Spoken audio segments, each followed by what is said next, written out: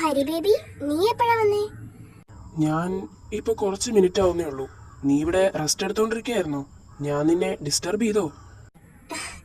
No, എന്റെ അടുത്ത് വന്ന് ഇരിക്ക് ബേബി.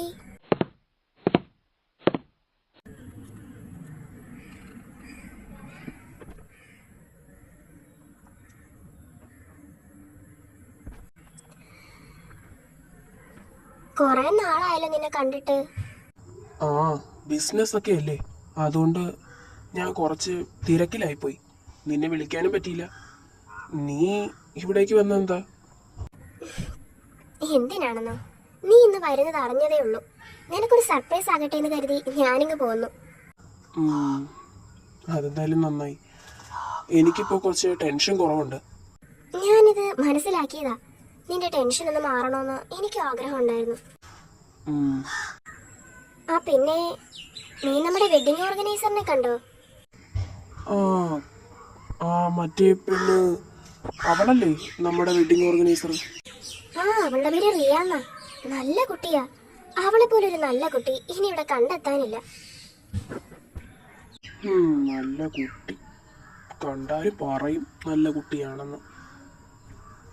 നീ എന്താ ഹരി ആലോചിക്കുന്നേ?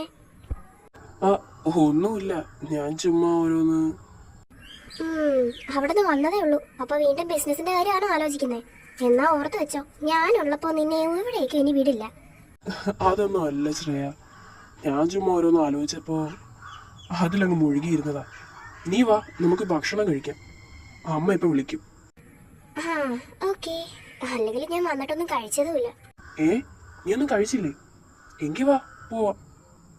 ഓക്കെ.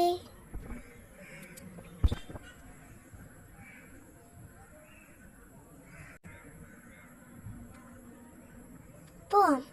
ഓക്കെ.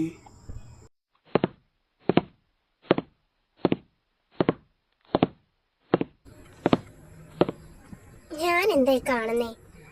എന്റെ 2 മക്കളും ദൈവത്തിന്റെ അനുഗ്രഹത്തോടുകൂടി സന്തോഷത്തോടെ ജീവിക്കും. അമ്മേ മതി, ഇനി ഫുഡ് കഴിക്കാം. ശ്രേയ വന്നിട്ടാണെങ്കിൽ ഒരു വക ഭക്ഷണം പോലും കഴിച്ചിട്ടില്ല. അമ്മ എന്താ നമുക്കൊന്നും കൊടുക്കാത്തെ? ഞാൻ പറഞ്ഞതാ മോനെ കുടിക്കാൻ എന്തെങ്കിലും എടുക്കാന്ന്.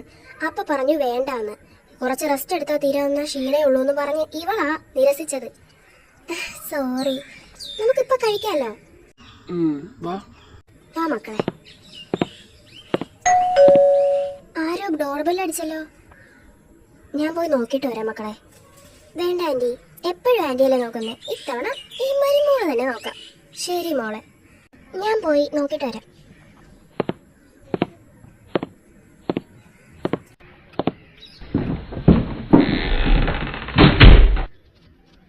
Mom, what a surprise. മോമിന്ന് വരുമെന്ന് ഞാൻ വിചാരിച്ചില്ല.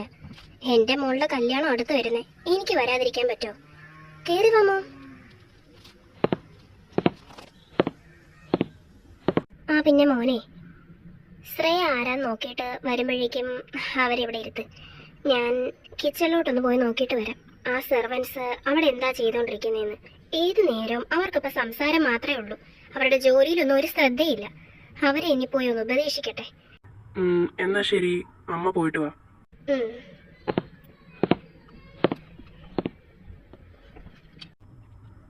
അല്ല, ഈ ആരൊക്കെയാ വരുന്നേ? ആന്റി, പെട്ടെന്നെന്താ ഇങ്ങോട്ടൊക്കെ? വരണോന്ന് തോന്നി മോനെ. നിങ്ങളുടെ കല്യാണം അല്ലേ അടുത്ത് വരുന്നേ. ചുമ്മാ വീട്ടിലിരുന്നിട്ട് എന്തോ കിട്ടാനാ. അതുകൊണ്ട് ഞാൻ കരുതി ഇങ്ങോട്ട് വരാന്ന്. ശ്രേയം കാണണോന്ന് തോന്നി. ആ, എന്നാ ആന്റി അവിടെ ഇരിക്കേ.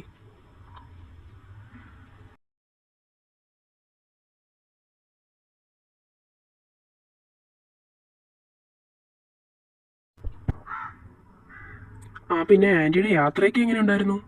കൊള്ളായിരുന്നു മോനെ, നന്നായിരുന്നു. എന്തായാലും ഇങ്ങോട്ട് വരണോന്ന് തോന്നി, അതുകൊണ്ട് വന്നതാ. മോം റെസ്റ്റ് എടുക്ക്. ആ, റെസ്റ്റ് എടുക്ക. നമുക്ക് ഡിന്നർ കഴിക്കാം. നമ്മള് ഭക്ഷണം കഴിക്കാൻ പോവായിരുന്നു, അപ്പോഴാ ആന്റി വന്നേ. ഇനിയിപ്പോ ആന്റിക്കും നമ്മളുടെ കൂടെ വന്നിരുന്ന് ഫുഡ് കഴിക്കാം. ആ ശരി മോനെ. എന്നാ ആന്റി വാ, ശ്രേയ വാ. ഈ ശ്രേയ ഒന്നും അറിയാത്ത പോലെ നിൽക്കുക. ഞാൻ എന്തിനു വേണ്ടി ഇങ്ങോട്ട് വന്നെന്നുള്ളത് അവക്ക് നന്നായിട്ട് അറിയാം. ഡിന്നറിന് ശേഷം എനിക്ക് അവളോട് ചിലത് സംസാരിക്കണം. ശ്രേയ, എന്താ മോം? ഫുഡ് കഴിച്ചു കഴിഞ്ഞില്ലേ? ആ, എങ്കിൽ ഇങ്ങോട്ടൊന്ന് വന്നേ, എനിക്ക് നിന്നോട് ചിലത് സംസാരിക്കാനുണ്ട്. ഇപ്പോ എന്ത് സംസാരിക്കാനാ മോം? ഞാൻ പറയുന്നത് കേട്ടില്ലേ? എനിക്കിപ്പോൾ നിന്നോട് കുറച്ച് ഇമ്പോർട്ടൻ്റ് ആയിട്ടുള്ള കാര്യങ്ങൾ സംസാരിക്കാനുണ്ട്. പെട്ടെന്ന് ഇങ്ങോട്ട് വാ. മോം മോം ഇനി എന്തിനുള്ള പുറപ്പാടാണെന്ന് ആർക്കറിയാം?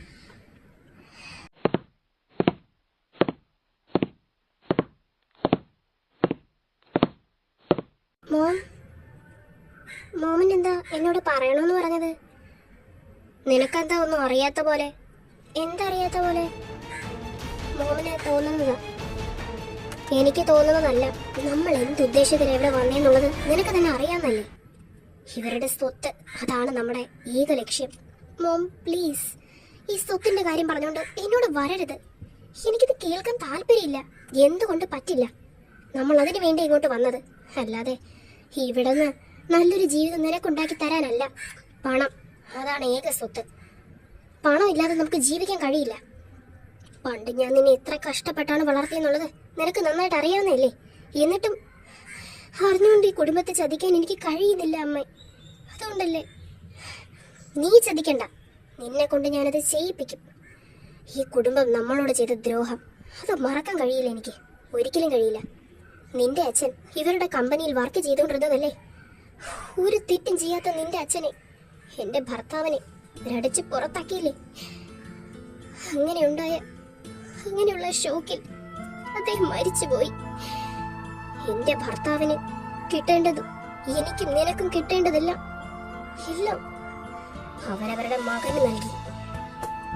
എന്തായാലും അവരുടെ ജീവിതം നശിപ്പിക്കാതെ എനിക്കിനി ഒരു സമാധാനം കിട്ടില്ല. പ്ലീസ്, കഴിഞ്ഞതെല്ലാം കഴിഞ്ഞു.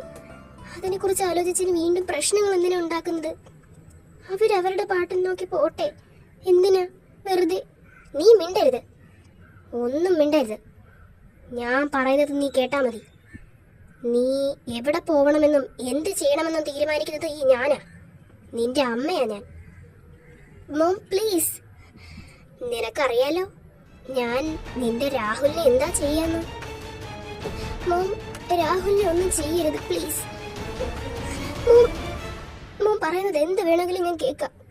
രാഹുലിനെ മാത്രം ഒന്നും ചെയ്യരുത്. ശരി, രാഹുലിനെ ഞാനൊന്നും ചെയ്യില്ല. പക്ഷേ ഹരിയെ നീ വിവാഹം കഴിച്ചേ പറ്റൂ.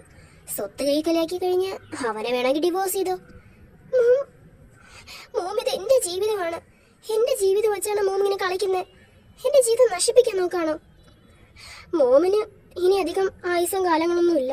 മോമിന് ഇനി കുറച്ച് കാലം കൂടെ ഉള്ളൂ. പക്ഷെ ഞാൻ അങ്ങനെയല്ല, എനിക്ക് ഒരുപാട് കാലം ജീവിക്കേണ്ടതാ. എന്റെ ജീവിതം വെച്ച് മോം ഇങ്ങനെ കളിച്ചാൽ ശരിയാവുന്നില്ല. നീ ഒന്നും മിണ്ടാതിരിക്കടി, ഞാൻ പറയുന്നത് അങ്ങ് കേട്ടാ മതി. അവൾ എന്നെ ഉപദേശിക്കാൻ വരുന്നു. പറയുന്നത് കേട്ടില്ലെങ്കിൽ നിന്റെ രാഹുലിന്റെ കാര്യത്തിൽ ഞാനൊരു തീരുമാനം എടുക്കും. മോം പ്ലീസ് മോം, ഞാനൊന്ന് പറഞ്ഞോട്ടെ. എന്ത് ചെയ്യും ഞാൻ? ഈ മോമിനോട് എന്താ പറയാ? ഇതിപ്പോ എവിടെ വെക്ക?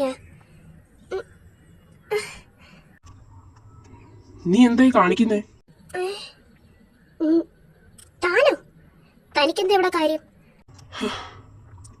ഇതെന്റെ വീടാ. ഇവിടെ ഞാൻ എനിക്ക് ഇഷ്ടമുള്ളിടത്ത് ചെല്ലും. അത് ചോദിക്കാൻ നീ ആരാ? ഇത് തന്റെ വീടാണെങ്കിൽ അതിനിപ്പോ ഞാൻ എന്ത് ചെയ്യണം? ഇതുള്ള ഒരു ജോലി ചെയ്യുന്ന എന്നോട് ഒന്ന് ചുമ്മാ തർക്കിക്കാൻ വന്നിട്ടെ ഓരോന്ന് പറഞ്ഞോളൂ. നീ എന്തായി ചെയ്യുന്നേന്ന്? ഞാൻ എന്താ ചെയ്യുന്നേന്ന് താൻ കണ്ടില്ലേ?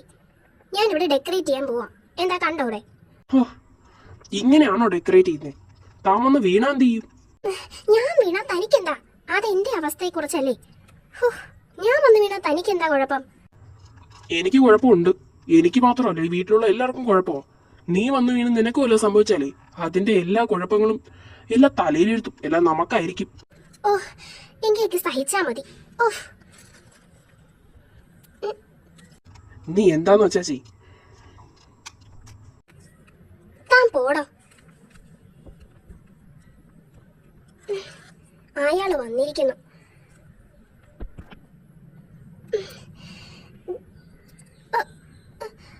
അയ്യോ,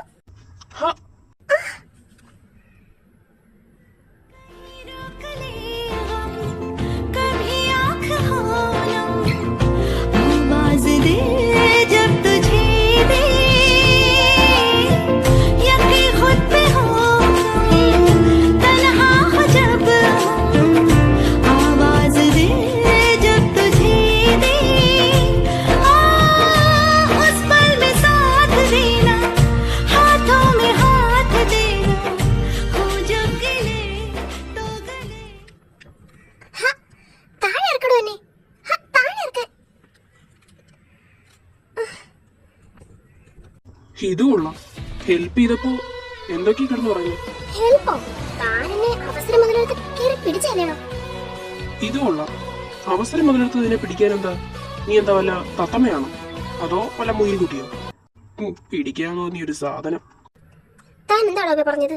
ഒന്നുകൂടെ പറയണോ? ഉഫ്, ഞാനൊന്നും പറഞ്ഞില്ലേ. തന്നെ ഒന്ന് സഹായിച്ചതാ. അതിന് താങ്ക്സ് പറയുന്നതിന് വരെ കുറ്റപ്പെടുത്തുകയാണോ ചെയ്യേണ്ടത്? താങ്ക്സോ? എന്തിന്? ഞാൻ മര്യാദയ്ക്ക് അവിടെ വീണാലും എനിക്ക് ഒരു കുഴപ്പം ഉണ്ടാവില്ലായിരുന്നു.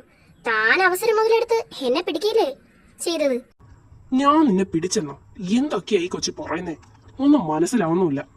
തനിക്കൊന്നും മനസ്സിലാവില്ല. തന്റെ ഉദ്ദേശം എന്താണെന്നൊക്കെ എനിക്കറിയാം. താൻ തൽക്കാലം അങ്ങോട്ട് ചെല്ല്. ഇതെന്തൊരു കഷ്ടമാന്ന് നോക്കി. ഹെൽപ്പ് ചെയ്തപ്പോഴേ. ഹെൽപ്പ്?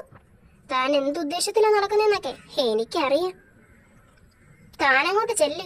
തനിക്ക് വല്ല പണിയും തന്നിട്ടുണ്ടെങ്കിൽ അത് ചെയ്യാൻ നോക്ക്. വെറുതെ എന്റെ പിന്നാലെ നടക്കാതെ. ഇത് കൊള്ളാം. ഒന്ന് സഹായിക്കാന്ന് കരുതിയപ്പോ അതുത്ര വലിയ കുറ്റമായിരുന്നു. ഇനി ഞാൻ ആരെ സഹായിക്കില്ലേ? എന്റെ ദൈവമേ.